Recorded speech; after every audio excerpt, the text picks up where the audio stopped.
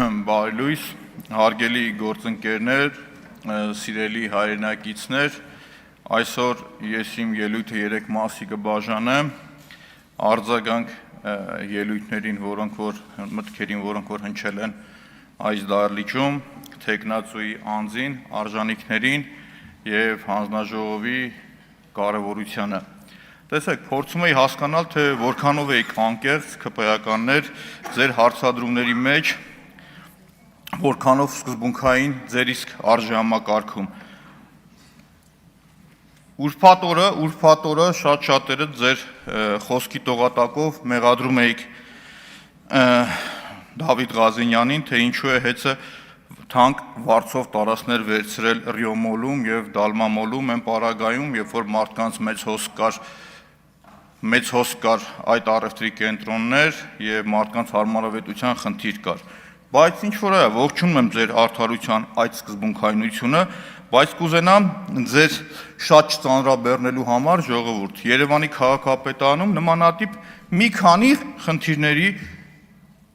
գնահատական տալ եւ ներկայացնել ձեզ, ինչպես նաեւ ակնկալել ձեր իսկ գնահատականը։ Տեսեք, 06/05/2026 թվականի մայիսի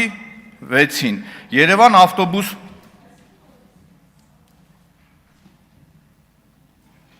Եթե խանգարում եմ, չշարունակեմ ես, ժողովուրդ։ Երևան ավտոբուս ՓԲ-ի կողմից անցկացված ԵԱ-ՄԱԱՊԾԲ 26-25 ծածկագրով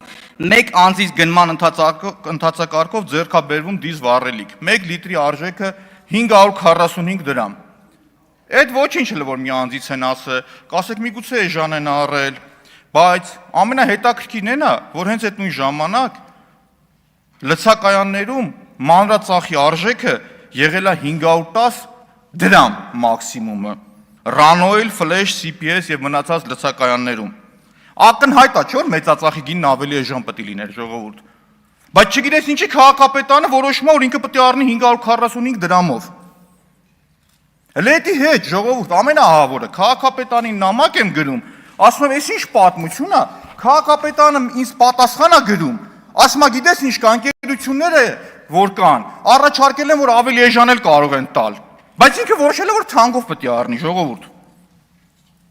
Դրա գնահատականը մի հատ փորձեք տալ։ Այդ ո՞նց է ստացվում ժողովուրդ։ Եթե չկարողանաք գտնել, հատիկ առ հատիկ բոլորը կհանեմ, ի ցույց կդնեմ։ Գնման օրով, վայրով, ժամով։ Ո՞նց է լինում, որ շուկայում այդ նույն բանը մանրածախը ծախում են 510 դրամով, դուք մեծածախը առնում եք 545 դրամով։ Էս ինչ ուժեղ առևտուր անող եք դուք։ Ու մեղադրում են պարոն Ղազենյանին, չգիտեմ ինչի մեջ։ Բայց հաջորդը ձեզ ասեմ, այն յութոնգ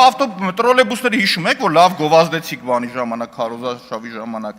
Առաջի պարտիա յութոնգը, երբ որ առնում եք 135 միլիոնով, քաղաքապետարին ամենավերջի խոսքերն ասել են, որ ժողովուրդ մտեք ինտերնետով նայեք, թանկ եք առել, ինչ եք անում, $100,000 թանկ եք առել։ Մյուս գնմանը հետևելու եմ, նայում ես ձեռք բերում, տրանսպորտ մյուսը։ Դրանից հետո հաջորդ գնումը լինում է 96 միլիոնով։ Մի անգամից 40 միլիոն պակասում է ժողովուրդ։ 15 ավտոբուսի մեջ մոտարապես $1.5 միլիոն։ Բայց ամենաթարմը, շաբաթ օրը Ազատություն ռադիոկայանը հրապարակեց մի տեսանյութ։ Պոլիկլինիկաները, որոնք որ ուղիղ Երևանի քաղաքապետարանի կուրացիայի տակ են եւ 20-ից ավել բժշկական կենտրոններ կա։ Ուրեմն 540,000 դրամով ինչ որ տնտեսվարող ասում է վարձով տվեք ինձ դեղատան համար։ Բայց քաղաքապետարանը ու քաղաքապետարանի պաշտոնյան ասում է, չէ, ես նպատակը հարմար եմ գտնում 300,000 դրամով մեկ այլ տնտեսվարողի տալ։ Ստեղ ճիշտ ասած գայթակղություն կա, որ Նիկոլ Փաշինյանի ընդդիմադիր եղած ժամանակ պատգամավորական խոսույթով անդրադառնամ։ Բայց դա մի հատ կճշտենք, այդ մեր բացատրական բառարանի մեջ կիրառելի է այդ խոսույթը, թե չէ։ Եթե հա, այդ խոսույթով կպատասխանեմ այս պաշտոնյային։ Հիմի ժողովուրդ ուզում եմ ձեզ այդ սկզբունքայնությունն ու արդարամտության գնահատականը հասկանալ։ Կարող է հիմի մի հատ Ռոմանոս Պետրոսյանից SMS-ներ ստանաք, որ Տիգրան Ավինյանի հրաժարականը պահանջեք, այդ արդար կլինի, ձեր գործընկերոջ։ Բոլոր փաստերի համար պատասխանատվություն եմ կրում։ Ստեղ գործընկերներ կային, ասում էին, բա դատախազությանը դիմի։ Դատախազությունը մենակ մի պարագայում է ինձ արձանագրում, երբ որ ձեռքս լինում է մի հատ յոգուրտի շիշ, մի հատ նկար։ Մնացած բոլոր կոռուպցիայի բացահայտումներին ոչ մի գնահատական չի տալիս։ Հիմա շարունակեմ ժողովուրդ, անդրադառնամ տեխնացուի արժանինքներին։ Տեխնացուի արժանինքներին ես մեկ մտքով կանդրադառնամ,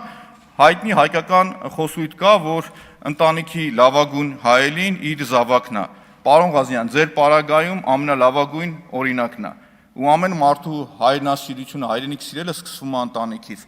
Շատ ողջունելի է ուժեղ Հայաստանի Դավիթ Ղազարյանին որպես տեխնացու ներկայացնելը։ Հիմա շարունակեմ ժողովուրդ, հանձնաժողովի գործառույթներից եւ կարեւորությունից։ Հանձնաժողովի գործունեության ոլորտները ժողովուրդ տարածքային կառավարման, վարչատարածքային բաժանում, տեղական ինքնակառավարում, տարածքային զարգացում, համայնքային ծառայություն, էներգետիկա, շրջակա միջավայր ու մի քանի դրվագի եմ ուզում անդրադառնալ։ Նախորդ տարի տիկին Աննա Գրիգորյանի հետ միասին աշխատանքային այցով եղել ենք Շիրակի մարզում, խնդիրները արձանագրել, վարչատարածքային բաժանման ու դրա դառը պտուղները արձանագրել։ Ահավոր երևույթ է, երբ որ նույն ամասիայի շրջանում Շիրակի մարզը ինչու եմ վերցրել, ամենաաղքատ մարզն է Հայաստանի Հանրապետությունում, 40%-ից ավել աղքատություն է Շիրակի մարզում։ Ամասիայում 19 դպրոցից խոշորացվելու արդյունքում 15-ը փակվում է ժողովուրդ։ 15-ը փակվելով դուք նպաստում եք, որպեսզի գյուղը դատարկվի, շատ ուղիղ գյուղը դատարկվի։ Հաջորդը նույն այդ շրջանից հանում եք դուք զինկոմիսարիատը, անձնագրային կետը, գյուղացիների համար կյանքի դժվարություն եք ստեղծում։ Դա անընդունելի է, ուղղակի անընդունելի է։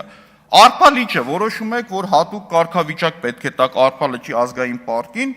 դրա արդյունքում մարդկանց խոթհարքը շուրջ 13 անգամ թանկանում է։ 13 անգամ։ Ուրեմն, պարոն Սիմիջան, պատասխանեմ ձեր հարցին ու հիմնավորեմ, դուք կարող եք դրանից հետո ոնց որ հիմա առաջարկում են, որ հատուկ կարգավիճակ ունի, գյուղացիները ընդամենը 1 ամիս գործ ունեն այնտեղ, իրանց խոտը քաղել, 1 ամսվա պայմանագիր կնքել է գյուղացին այդ բեռը չզգար իր վրա։ Այսինքն ստեղ պետք է ճկուն օրենսդրական լուծում։ Այստեղ պետք է որպեսզի եւ կառավարությունը եւ օրենսդիրը շատ ճկուն գործեր։ Ես չեմ ասում ինչի համար ազգային պարկի կարգավիճակ ստացել։ Ես ասում եմ դու պիտի գյուղացու կյանքը ավելի հարմարա։ Այդ շրջանը հայտնի է իր անապահությամբ, բայց շարունակեմ արագ խոսեմ։ Սպանդանոցների համար համատարած մարդկանց տուգանում էիք։ Անցյալ տարի Շիրակի մարզ գնալու պարագայում Շիրակի մարզում գործող 0 սպանդանոց չկար։ Զանգում եք գյուղ վարչության պետին, տեսանյութն հրապարակել եմ։ Ասում անասուն ունենք մորթելու, ինչ անենք, ասում դիմեք հարևան մարզերին։ Շնորհակալություն տիկին Գրիգորյան, ես ամասիայի ժողովրդի անունից եմ ասում, ձեր այդ ելույթներից անդրադառնալուց հետո Շիրակի մարզում 1 սպանդանոց բացել են։ 1, վերջապես։ Այսինքն եթե չլներ Աննա Գրիգորյանի խոսքը, դա ոչը կբացվեր։ Հաջորդը ժողովուրդ, Կապսի ջրամբարի խայտառակ պատկերը 2023 թվականին 8 տարի 8 միլիարդ դոլար պարտք խոստացած ջրամբարներ կառուցել եք վեդին, որը լա ամբողջական չգիտես ավարտվելա թե չէ, ջուրը լցվի հասկանանք, այնուամենայնիվ ոնց է այդ ջրամբարի կարգավիճակը։ Կապսի ջրամբարը 2023 թվականի մայիսին պետք է սկսեի, 26-ին ավարտեիք։ Ծրագրի արժեքը շուրջ 120 միլիոն դոլար է եղել։ Գնում արձանագրում ենք, որ նույն տիկին Գրիգորյանի հետ, որ 10% աշխատանք իրականացված չի,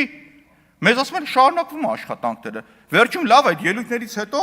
նորից վերջնականապես ընդունեցին, որ փակված է, բայց դրա բեռը քաշողը մեր ժողովուրդն է։ Վարկային ծրագիրը բերում ես, դու վարկային ծրագիրը չես արդյունավետ իրականացնում, դրա մնացած ածանցյալ խնդիրները քաշում է ժողովուրդը։ Հաջորդը Գյումրիում Շիրակի մարզում աղետի գոտու տնակային ավանները վերացնելու համար պետական ծրագրով 0, ոչ մի նոր կառուցված շենք։ Միակ շենքերը, որ կառուցվել է, դա Ռոբերտ Օղլախչյանը անձնական բարերար իր միջոցներով շենք է կառուցել։ 4 շենք է, եթե չեմ սխալվում։ Պետական ոչ մի ծրագիր Գյումրիի համար, ոչ մի։ Հաջորդը որ կա, դա կարկտային կայանների խնդիրն է, որոնք ոչ արդյունավետ են գործում։ Մյուսը որ կա, համայնքների դոտացիաների բաշխման անարդար համակարգը։